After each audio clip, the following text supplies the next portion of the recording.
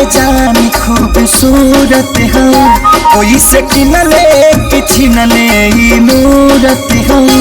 चांद से भी सुनरी तू हम सब गुना, मनवा पिता मिलनवा के दिन गाने ना। तोहरा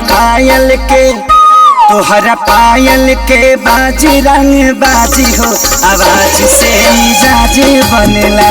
तोहरा पायल के बाजी रंग बाजी हो, आवाज से मिजाज बनेला।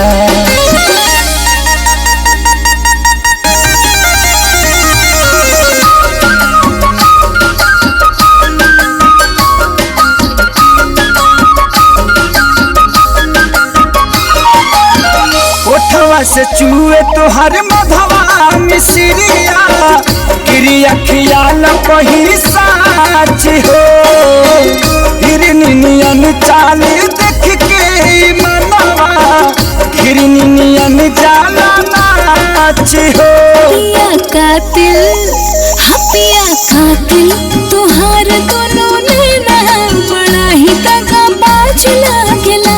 जब तू हंस हंस के बोले ला भुलिया, भुली में बड़ा राज लागेला। जब देलू तू हंस नस नस तानेला। तोहरा पायल के बाज रंग बाज हो, आवाज से मिजाज बनेला। तोहरा पायल के बाज रंग बाज हो, आवाज से मिजाज बनेला।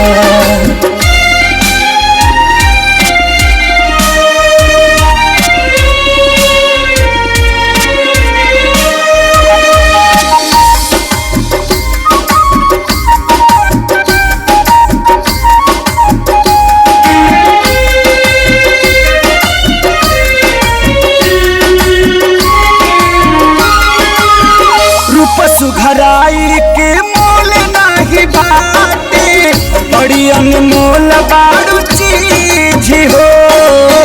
केहू के परे न तो हक तो नहीं नजरिया, कहिया में बांधेला बीज हो। पिया छम छम छमकेला पैजनिया, जवनिया है और मारला।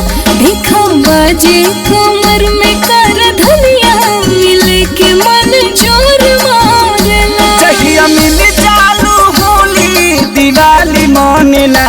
तोहरा पायल